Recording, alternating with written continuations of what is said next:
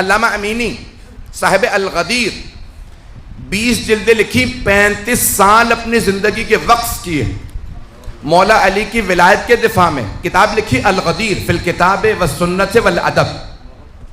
پوری دنیا کی تمام لائبریریوں میں گئے، جہاں جہاں کتاب بڑے بڑے کتاب خانے تھے، میں تمام کتاب خانوں میں جاؤں گا تاکہ جناب امیر کی ولایت کے دفاع میں لکھ سکوں.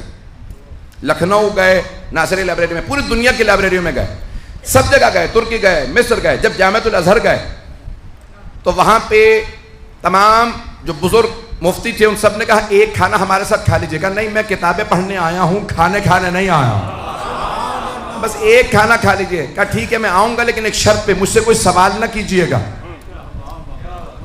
کوئی سوال نہ کرے.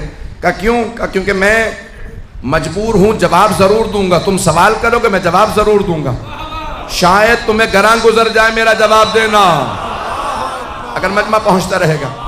کہا ٹھیک ہے ہمارا وعدہ. جو جامعۃ الازہر کے مفتی اعظم تھے انہوں نے کہا ہمارا وعدہ، کوئی سوال نہیں ہوگا.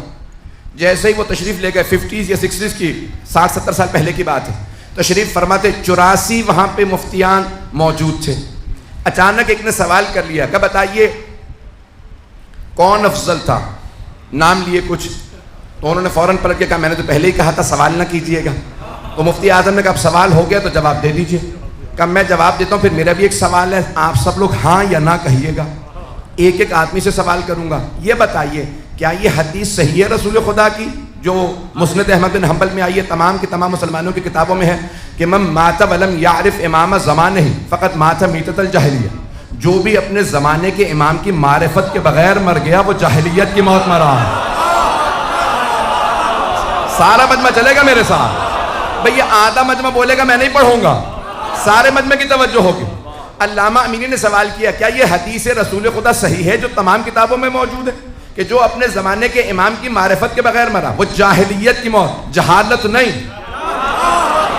جاہلیت کی موت مرا، یعنی زمانہ جاہلیت کی، پری اسلامک دور کی موت مرا، اسلام سے پہلے کی، یعنی کفر کی موت مرا، کفر کی موت مرا. جو بغیر امام کے، اپنے زمانے کے امام کی معرفت کے بغیر جو مرا وہ کفر کی موت مرا. کیا حدیث صحیح ہے؟ ایک مرتبہ انہوں نے ایک ایک سے کہا صرف ہاں یا نہ. تو 84 تمام کے تمام جو وہاں پہ مفتی تھے سب نے کہا ہاں، مستند مستند مستند. جب سب نے کہہ دیا تب علامہ امین نے ایک سوال کیا، یہ بتاؤ کیا فاطمہ الزہرا اپنے زمانے کے امام کی معرفت رکھتی تھیں یا نہیں؟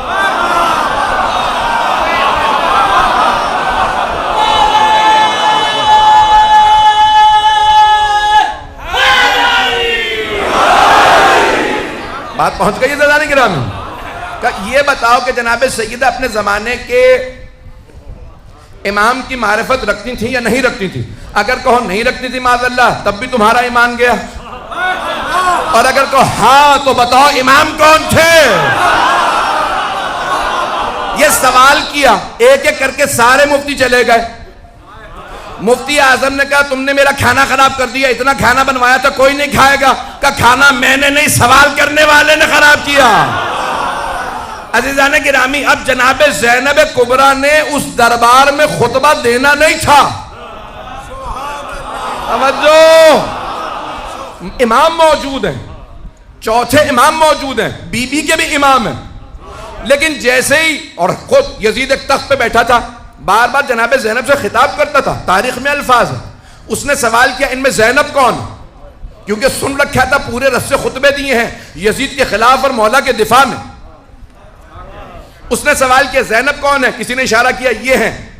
اس نے بی بی سے کلام کیا، بی بی نے کہا اس لائق نہیں سمجھتی تیرے سلام کا جواب دوں. اس نے پھر خطاب کیا آپ زینب ہے، بی بی نے کہا جواب نہیں دیتی. بچے ڈرنے لگے، بی بی نے کہا ڈرنے کی ضرورت نہیں ہے، کچھ نہیں بگاڑ سکتا.